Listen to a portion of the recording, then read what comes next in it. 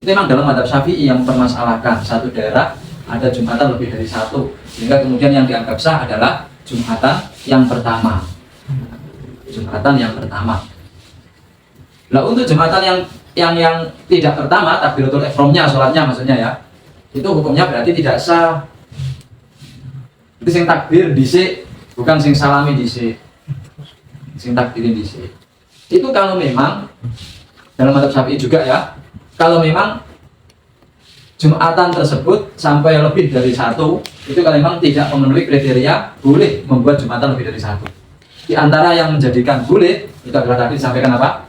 Jarak ado, masjid kamot. Dan ada juga yang berpendapat bahwa ketika memang ada pemahaman yang tidak bisa dikumpulkan.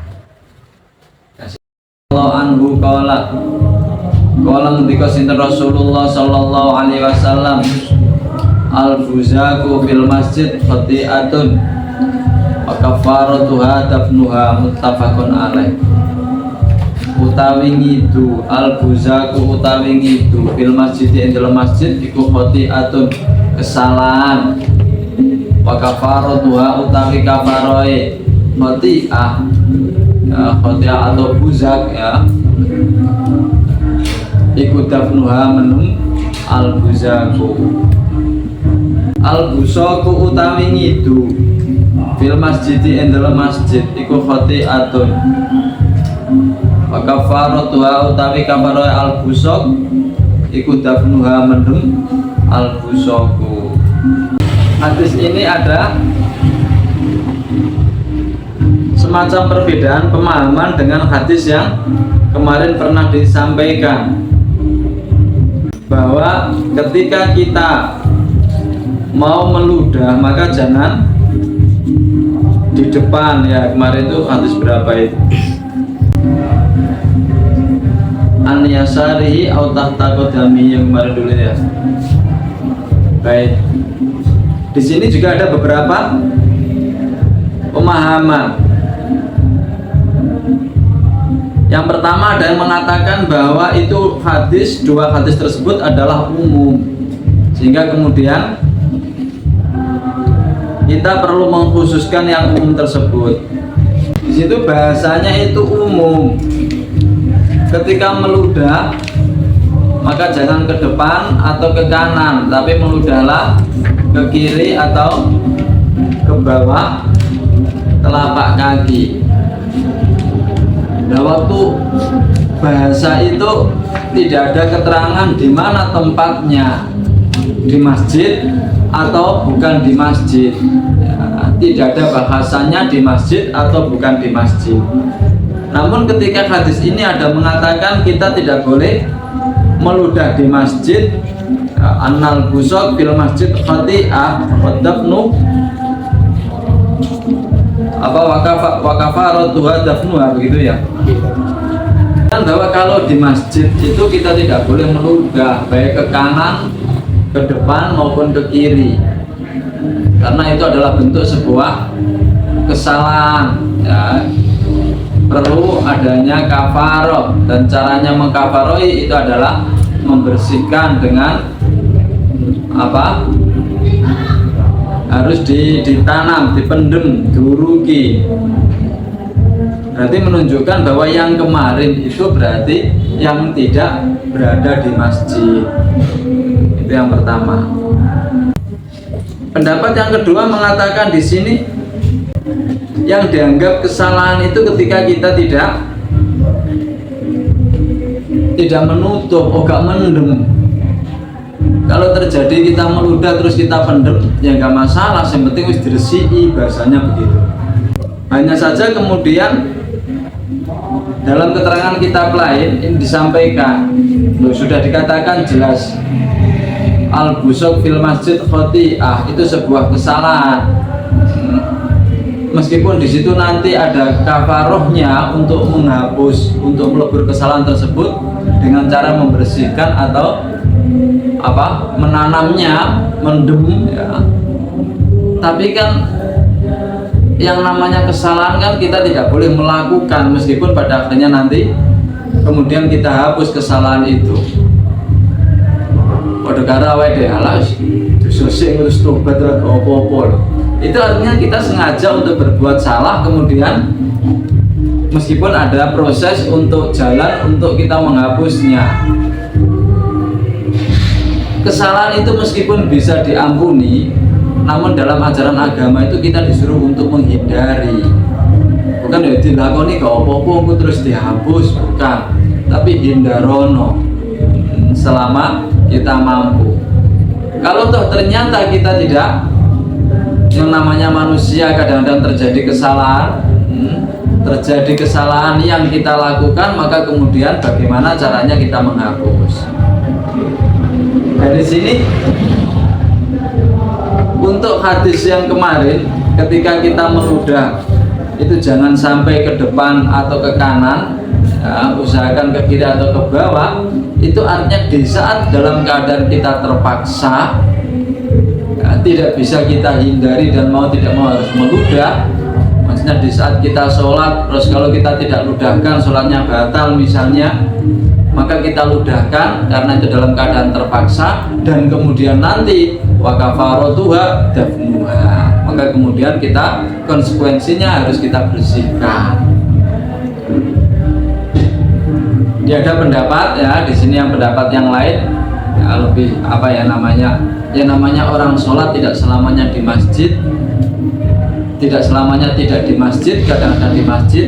Yang namanya orang sholat kadang-kadang kita menghadapi keadaan yang memang tidak bisa kita hindari, maka hadis tersebut juga berlaku ketika kita di masjid dan meludah. Nah, itu kan kesalahan. Iya, memang meludah di masjid kesalahan, tapi bagaimana kalau kita dalam keadaan terpaksa wayai sholat di jero masjid, mau tidak mau harus meludah, karena kalau tidak kita ludahkan bisa batal sholat kita misalnya. Nah, itu namanya kita dalam keadaan terpaksa, maka diludahkan di sebelah kiri atau di bawah telapak kaki. Nanti setelah sholat kemudian kita bersihkan. Kafaratuha dafnuha. Nah, kalau misalnya kita bisa untuk menghindar dari mengotori masjid, misalnya kita ludahkan di sapu tangan misalnya, atau di sorban kita misalnya, ya usahakan jangan di masjid, karena kalau toh nanti di masjid juga kita harus membersihkan. Berarti di situ langsung aja kita ludahkan di sapu tangan atau di sorban, itu lebih baik. Di intinya masjid itu jangan dikotori. Nah, ini perkara yang tidak najis pun dilarang, apalagi dengan perkara yang najis. Dan bagaimana kalau terjadi kita mengotorinya? Ya kita bersihkan. Kita bersihkan sebagai konsekuensi dari kesalahan yang kita lakukan. Pahami ya? Jadi ini ada yang mengatakan, loh hadis yang kemarin itu hadis sholat di saat tidak di masjid, maka kita boleh meludah di sebelah kiri. Kalau di masjid bagaimanapun juga itu sebuah kesalahan, tidak diperbolehkan. Nah, yang kedua mengatakan kesalahan itu kalau kita meludah di masjid tidak kita bersihkan, tidak dipendem. Kalau meludah terus kita bersihkan, kita tutup, maka itu sudah ya bagian dari menghapus kesalahan yang kita lakukan. Artinya tidak apa-apa karena kita siap menjalankan konsekuensi untuk membersihkannya. Yang ketiga mengatakan, loh ya meskipun kita sudah melaksanakan konsekuensi dari kesalahan kita dengan membersihkan, bukankah dalam hukum kita itu dilarang berbuat kesalahan? Bagaimanapun juga kita meludah di masjid adalah kesalahan, meskipun bisa kita hapus kesalahan itu dengan membersihkan. Tapi dalam agama kita ini disuruh untuk menghindari kesalahan. Nah, terus bagaimana dengan hadis kemarin yang sepertinya bertentangan? Ya, disampaikan kemarin kita boleh meludah ya, di masjid sekalipun itu artinya dalam keadaan terpaksa. Aslinya ya memang tidak boleh, tapi orang yang terpaksa itu kan kita menjalankan sesuatu ya, yang paling ringan di antara sesuatu yang kita hadapi. di saat kita sholat, misalnya kalau kita tidak meludahkan sholatnya batal, maka kita boleh meludahkan. Dalam meludah jangan ke depan, jangan ke kanan, tapi ke kiri atau ke bawah.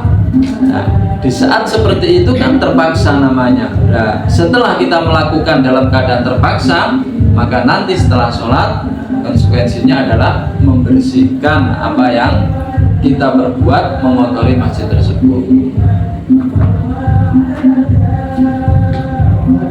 Baik, jadi ada dua hadis. Yang pertama tadi hadis mengatakan kita boleh memanfaatkan di masjid ya, dengan catatan satu, tidak mengganggu aktivitas masjid yang semestinya, dan juga tidak mengkhawatirkan hal-hal yang lain, karena ada dalam keterangan lain itu sebagian dalam kitab apa kemarin saya baca itu, tetangganya masjid itu bisa menaruh kayu ya di atas temboknya masjid untuk menopang atap rumahnya. Itu dengan catatan, beberapa catatan diantaranya juga tidak mengkhawatirkan masjid mungkin justru terbebani kemudian bisa merobohkan atau bisa mengganggu ya. Dan yang kedua juga dalam keadaan terpaksa, tidak ada tempat lain yang bisa dibuat untuk menyandarkan kayu tersebut. Itu kemarin ada di kitab, boleh dengan catatan demikian. Yang pasti juga tidak mengganggu masjid, bangunan masjid yang semestinya. Tidak ada yang mengatakan yang namanya masjid itu ya bangunan masjidnya itu, bangunan masjidnya sing diarani masjid ya bangunan masjidnya yang ya masjidnya itu yang ditempati untuk sholat, iktikaf dan lain sebagainya. Nah kemudian bangunan di kita itu beda dengan di Arab. Nah di Arab guys kotak masjid kometu ya jobo gitu ya. Wah. Nah di kita itu kan ada serambinya, ono serambine kiwa tengene ono bangunane muter begitu. Dan kemudian di tradisi kita pun juga ada namanya, dan itu dinamakan apa? Orang tanya, "Iku masjid toh, serambine masjid." Loh, serambine masjid. Terus rasanya jopo iku parkirane masjid, parkirane masjid. Takone mana lah iku apa? Oh iku kamar mandine masjid, tempat wudune masjid. Semua itu punya hukum yang berbeda. Gong itu ning gone parkirane masjid itu bagaimana? Ya kita tinggal melihat kan tradisi yang ada itu. Kalau misalnya ning kono dianggap itu sebuah hal yang menjijikkan atau kotor, ya berarti kita tidak diperkenankan. Cuman hukumnya tetap beda dengan meludah di masjidnya. Di hukum kita berbuat kesalahan itu juga berbeda-beda. Ngotori masjid dengan ludah, dengan ngotori nenggone parkirane masjid, itu orang menganggap terlalu yang mana? Kan terlalu di masjid ya kan. Nah, kalau misalnya nanti di parkirannya masjid kita meludah, pemane waktu awake dhewe rada pilek ngono iku ora terima ludah tapi dahak sing digua atau apa?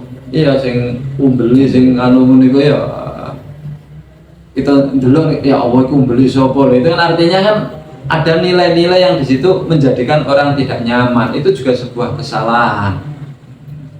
Itu juga dibersihkan. Namun yang dibahas di sini itu yang utamanya adalah di masjidnya. Di masjidnya. Tadi saya sampaikan masjid itu ya bangunan masjid dalamnya itu. Yang bisa dibuat iktikaf.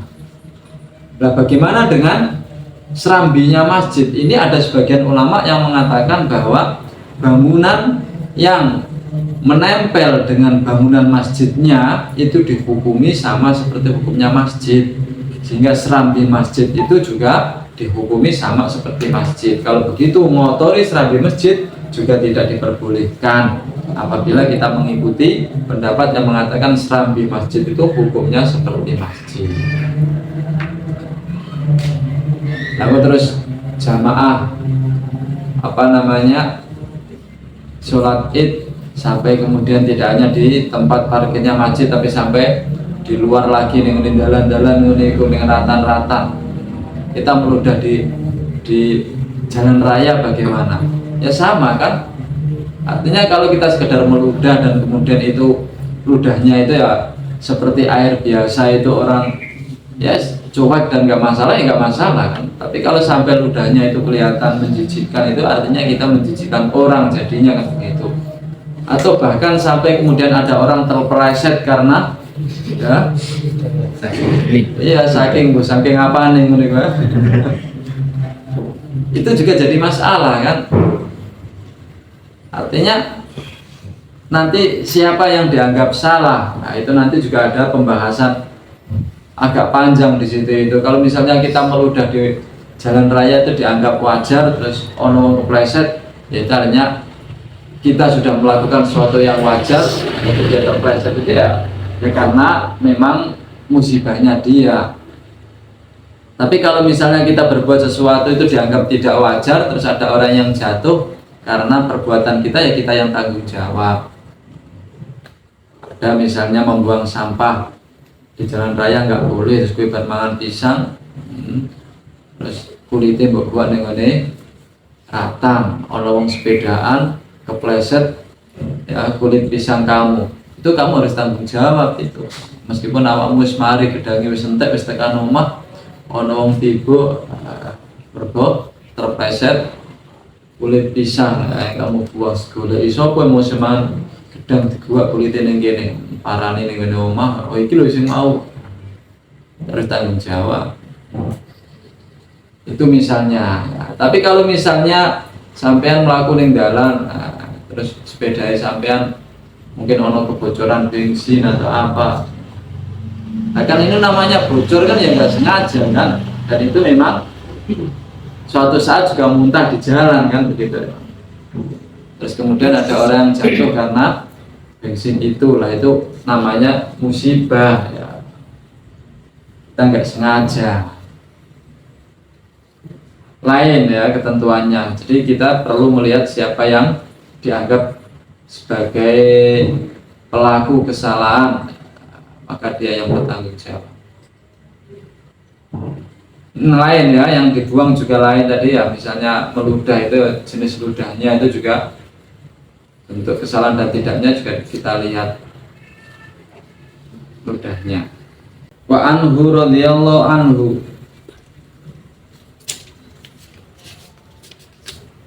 lan saking Anas ya mengenai atas dari Wa'an Anas radhiyallahu anhu qala Rasulullah al-busaq fil masjid khati'ah kafaratuha dafnuha muttafaqun alaih.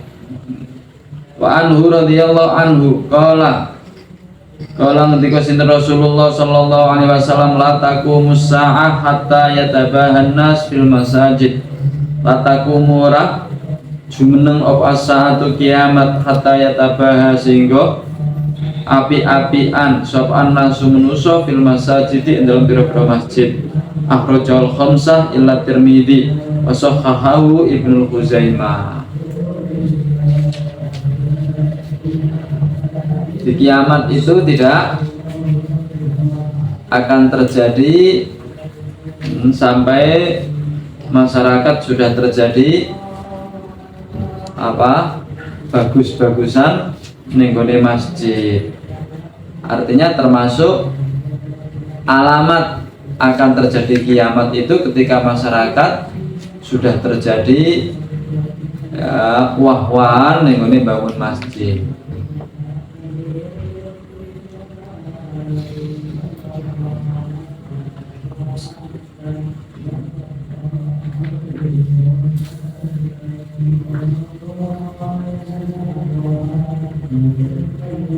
Nah, sombong-sombongan nih di masjid itu maksudnya yang seperti apa?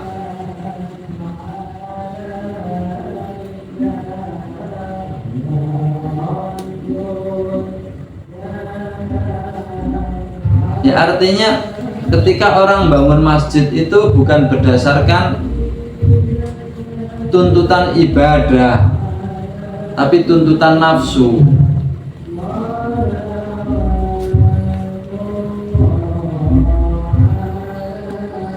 Di sini ada beberapa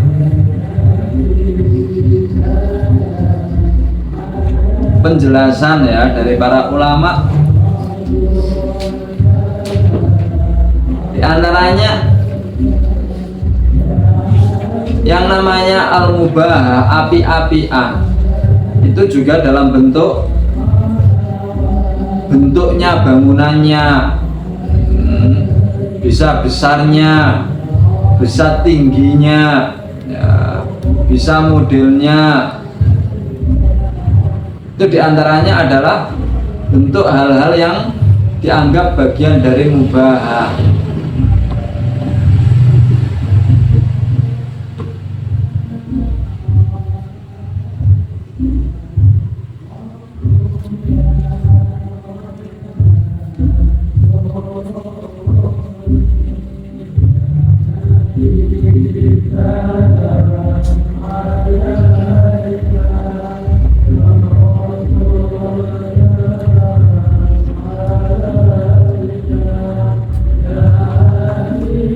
Namun nanti juga ada keterangan lain ya, di dalam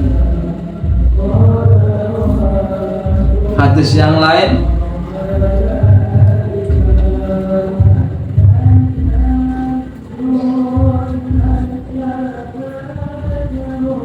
Ini ya, amarona sallallahu alaihi wasallam an nabniyal masajid bi diyarina wa nusina sun'atuha.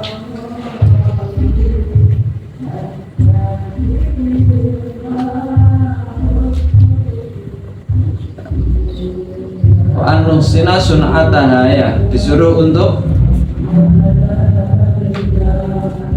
memperbaiki bangunannya, bentuknya, yakni takunu fi halatin hasanatin walaysat fi halatin radiatin aw halatin laisa fiha i'tinaan, laisa fiha i'tinaun, bal alaina an nusina sunnataha. Kenapa? Karena dalam bentuk bangunan ini memperbaiki bangunan masjid, fa fi hadza termasuk ta'zimun lil masjid, mengagungkan masjid, wa ihtiramun lil masjid, ya, memuliakan masjid, wa huwa dakhilu dhimni qoulihi subhanahu dzalika wa may yu'azzim sya'airallah fa innaha min taqwal qulub. Di sebagian ada yang mengatakan nggih masjid itu sing apik. Ada mengatakan lho api-apian masjid itu termasuk alamatnya kiamat.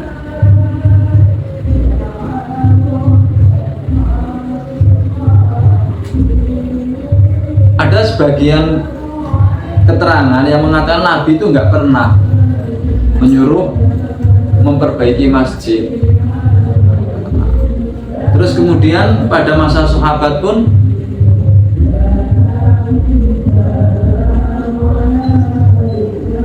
masjid hanya sekedar dibenahi, ya, yang butuh dibenahi.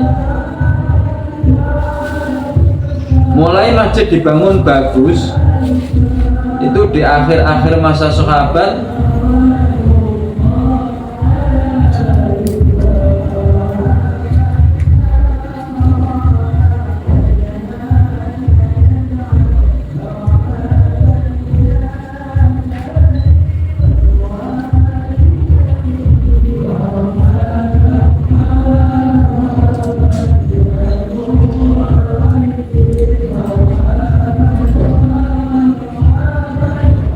Dan masa itu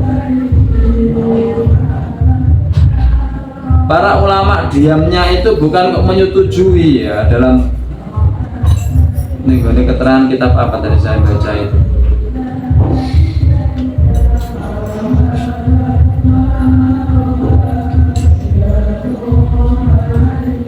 Cuman karena memang pada waktu itu kebijakan khalifah pada masa itu ya,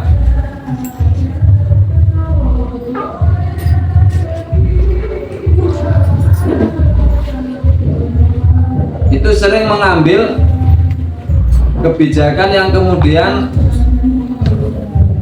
dia itu memaksakan, bahkan akan menjatuhkan ya sanksi, tidak segan-segannya menjatuhkan sanksi untuk yang tidak menyetujui. Makanya banyak pada waktu itu dibiarkan gitu aja memperbaiki masjid dengan bangunan yang luar biasa, bangunan yang bagus.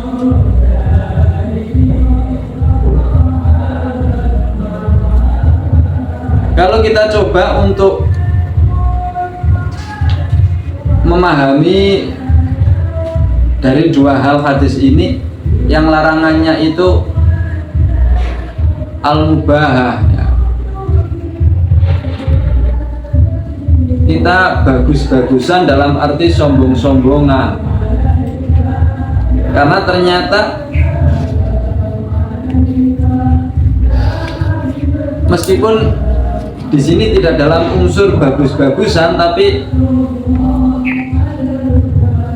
bentuk saingan aja sudah dianggap termasuk dari kita ini al-mubahah fil masajid.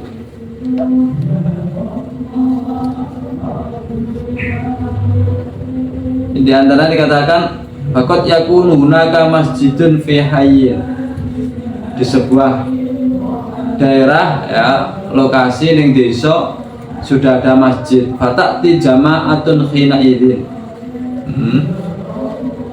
Jadi datin ya, jamaah jadi fatati jama'atun jadi datun, ada golongan baru datang. Terus kemudian fatabni laha masjidan, dia bangun masjid baru. Wa yaquluna kama anna lahum masjidan fanahnu aidon saralana masjidun. Seperti halnya mereka punya masjid, aku yang duwe masjid. Dinggawe ini masjid bukan karena kebutuhan untuk ibadah, untuk sholat, tapi karena lo kono duwe masjid ya dhewe kudu duwe, ayo bangun dhewe. Ini artinya bentuk saingan, bentuk wah-wahan, tidak sekedar untuk kebutuhan sholat. Ini juga termasuk hal yang dilarang. Wa kadzalikat tabahi bil masajid. Itu dianggap bagian dari kita wah-wahan dalam masjid al-mubahah ya. Nah, kita boleh membangun masjid lain lagi itu apabila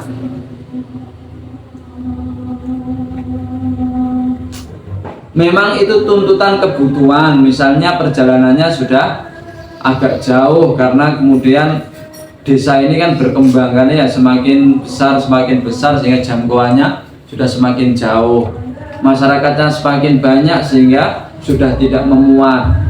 Makanya di sini juga sampaikan lan ono masyarakat teko terus nggih masjid maneh, padahal sementara ya, masjid yang lama itu jaraknya tidak jauh. Kita menempuh juga belum merasa berat. Masjid yang awal juga masih muat. Ini bagian dari al-mubahah. Ada sebagian pendapat seperti itu. Sehingga artinya orang membangun masjid itu kalau bukan tuntutan ibadah, ya, akeh-akehan masjid, wah-wah, aku yang duwe. Dan diantaranya juga tadi sampaikan api-apian bangunan, bukan karena tuntutan keadaan, tapi karena tuntutan saingan bahasanya. Ini yang lebih cenderung dianggap bagian dari al-mubah itu ketika ada unsur saingannya. Kono dibangun masjid naik, masuk kalah nek, awake dhewe kono menurut mapan masjid kok apik kono lah. Ini artinya ini tuntutan nafsu, tuntutan saingan. Tapi kalau memang tuntutan kebutuhan, tuntutan keadaan, ini saya pikir bukan termasuk dari bagian mubahah.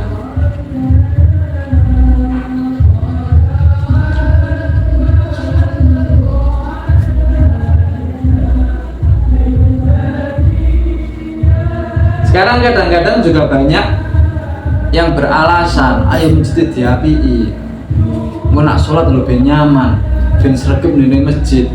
Tapi nyatanya omongannya tok ya. Meskipun masjidnya dibangun apik, diasini ya. Ngono lah itu gampang ke masjid. Ini artinya bentuk-bentuk indikasi memang dia itu hanya semacam bangga-banggaan masjidnya apik, seneng melihat masjidnya baik, rumongso koyok-koyok Islamnya sudah baik ketika masjidnya kelihatan baik.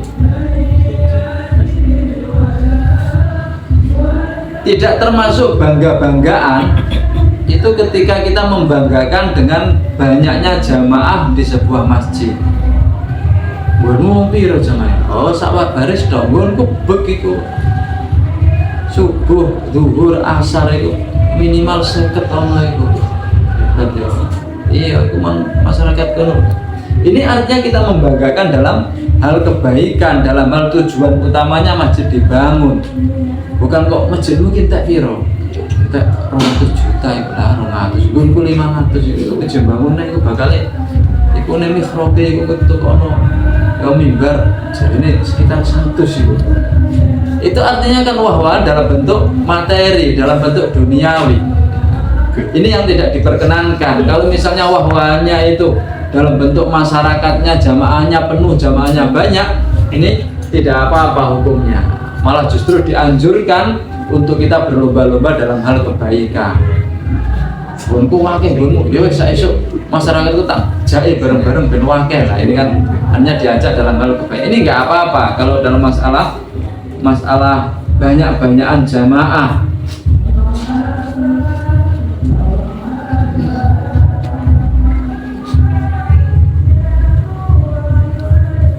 Nah, ketika kita membangun masjid yang dibangun yang baik, tidak termasuk wah-wahan, itu dasarnya diantaranya tadi satu, kita bukan dorongan karena saingan, tapi dorongannya karena tadi ta'zimun lil masjid waqtiramun ya, lil masjid ta'zimun waqtiramun ya, lil masjid. Nah, karena ini dorongannya adalah wa may yu'azzim sya'airallah fa innaha min taqwal qulub. Mosok ora omahe awake dhewe apik ngene masjid kok eleke ngono kaya awake dhewe gak perhatian karo agama blas. Nah ini artinya kan kita membangunnya itu karena tuntutan masjid dinggone sholat menghadap Allah masuk ngono dhewe. Ini artinya tuntutannya kan arahnya ke sana. Tapi kalau kita melihatnya mosok ora iku lho tanggane awake dhewe masjid apik ngono, desa kene masjid kok eleke gak izin ta. Nah, itu namanya karena unsur saingan yang sifatnya apa tadi al-mubahah ya, bangga-banggaan. Ini yang tidak diperkenankan. Nah, diantaranya tadi juga apa? Ake-akean masjid padahal belum tuntutan dibutuhkan. Ya kadang-kadang kalau misalnya ya diantaranya ya yang nak duwe masjid dhewe aku gak iso dadi takmir lho. Kepengin dadi takmir ning kono wis ana takmire lho, ngenteni wonge mati, wonge lho je. Sehat je nom, kapan aku dadi wis gawe dhewe wae. Ben cepet dadi takmir. Ini termasuk bagian dari mubahah. Bagian dari yang tidak diperkenankan. Nah, semakin kita membuat masjid dengan alasan-alasan nafsu seperti itu, saingan dan ya dorongan-dorongan nafsu, maka semakin cepat kita mendekatkan pada kiamat ya, karena itu termasuk alamat kiamat.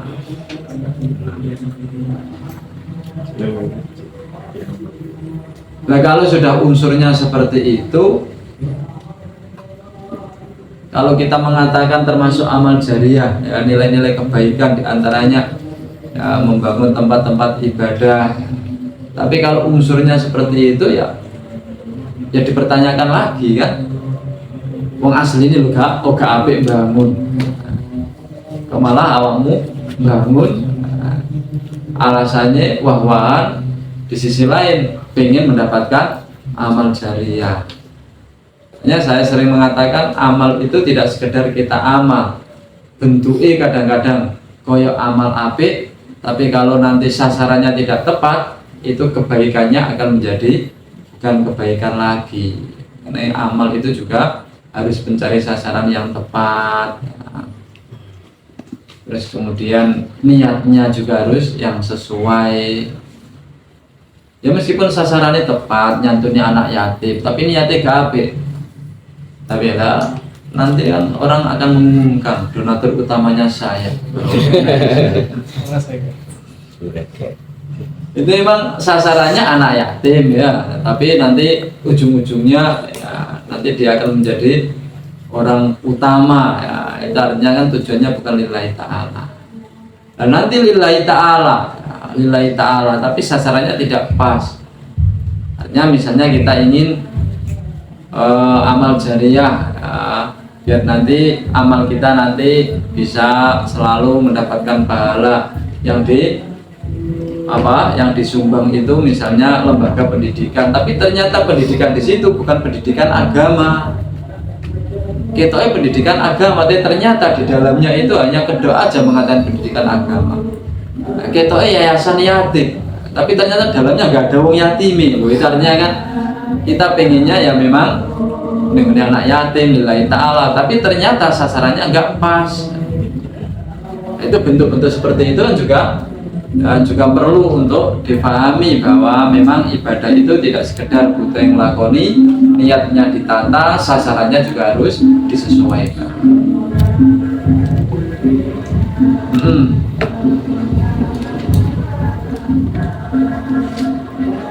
An Ibnu Abbas radhiyallahu anhuma qala ngendika sinten Rasulullah sallallahu alaihi wasallam, ma umirtu bi tasyyidil masajid, akhrajahu Abu Dawud as-Sahih Ibnu Hibban. Ora den perintah sapa ingsun bi tasyyidil masajid kelawan tasydid ini maknanya ya kadang-kadang sih dimaknai penguatake, atau kadang-kadang di sini tasydid yang dikehendaki di sini itu apa? Bangun dhuwur, terus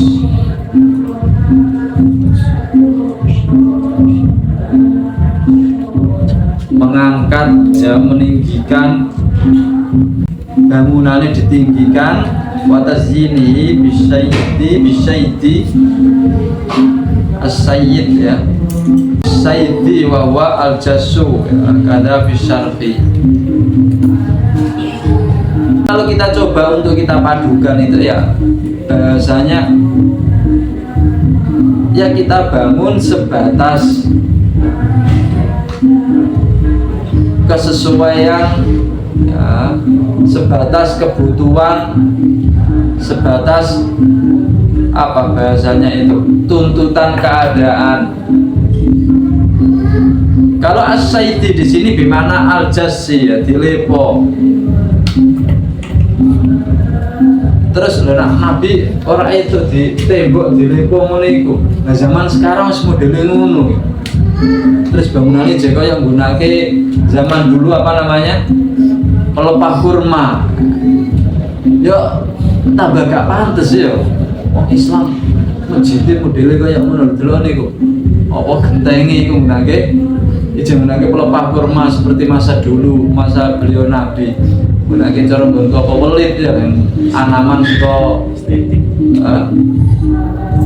Ya artinya kita sesuaikan dengan tuntutan keadaan ya, selama pokoknya tidak sampai kita itu membanggakan yang berlebihan ya, tidak sampai kita membuat baiknya itu, membangun baiknya itu karena tuntutan ya, saingan dengan bangunan yang lain, saingan dengan masjid yang lain ya, semampunya masyarakat sekitar bagaimana kita bangun sesuai dengan kemampuan yang ada, tidak perlu terlalu memaksakan diri sehingga kemudian masjidnya kelihatan wah tapi isinya kosong. Dia hanya membanggakan nilai masjidnya sehingga masjid yang baik itu menunjukkan Islamnya baik. Berarti ketika masjidnya baik, diri Islamnya sudah baik meskipun tidak ke masjid. Nah itu yang repot, yang salah seperti itu.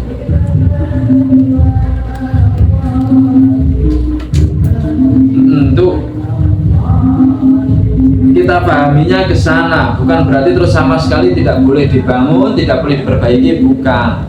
Ya, makanya tadi saya sampaikan ada yang mengatakan disuruh untuk memperbaiki dengan catatan tadi kan tujuannya adalah ta'ziman wa ihtiraman.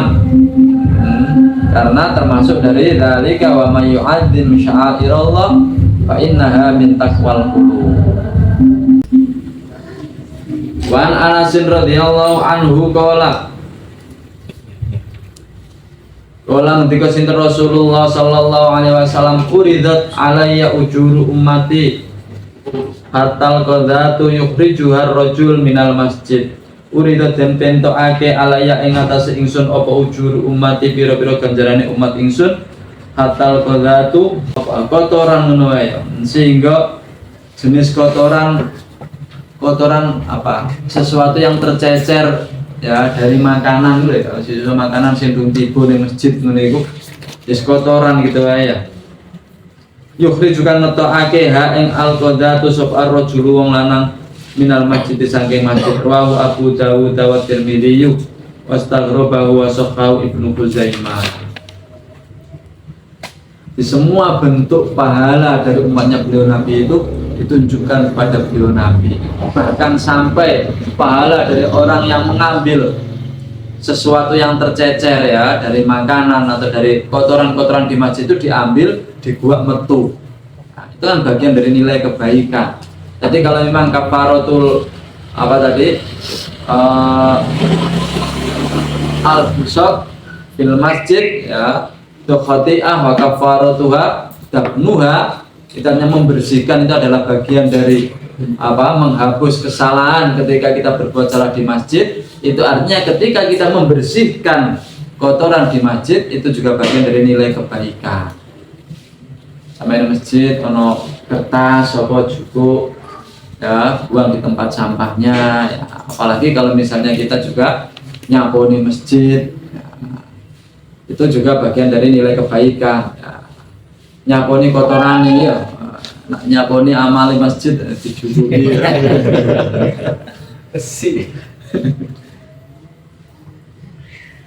itu juga bagian dari nilai kebaikan. Semua itu ditunjukkan kepada beliau Nabi. Itu artinya tidak hanya itu saja ya. Di sini kan hatta ya, hatal qadatu yukhrijuhar rajul minal masjid. Itu artinya nilai-nilai pahala yang lain pun juga demikian.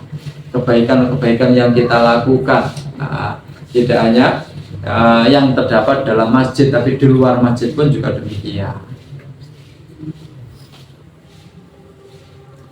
Wa Nabi Qatadah radhiyallahu anhu qala dikasih Rasulullah sallallahu alaihi wasallam, idza dakhala ahadukum al-masjida fala yajlis hatta yusolli raka'ataini. Idza dakhala inda mlebu sapa ahadukum salah sejenis rakaat al-masjid wala yajlis moko lungguh sapa ahadukum hatta yusolli hingga salat sapa ahadukum rakaataini rakaat, muttafaqun alaih.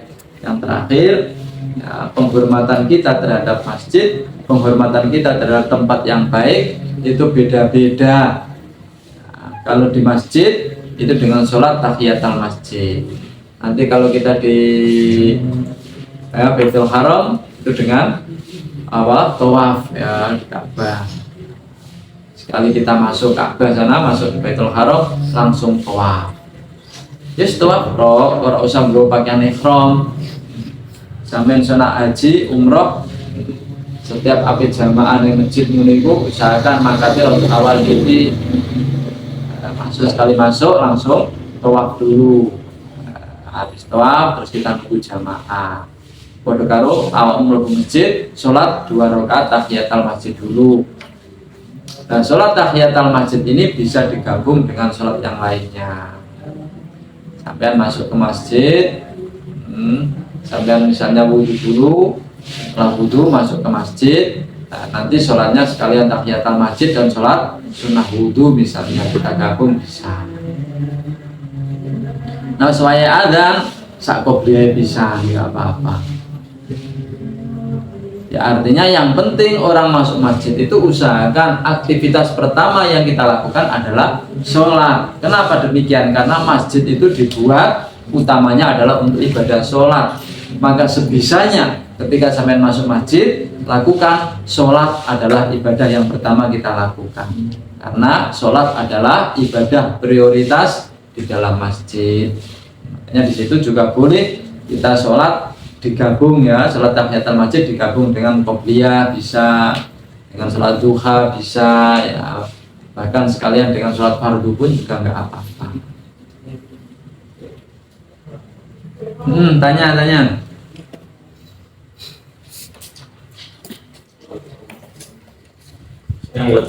Membuat masjid karena perbedaan apa mazhabnya. Kan sekarang nggak di Jogja ada 3, satu NU, satu Muhammadiyah, dan sekarang ini itu Tribun karena punya keyakinan yang tinggi. Dan yang kedua itu kenapa kan kemarin kalau Jumatan yang sangat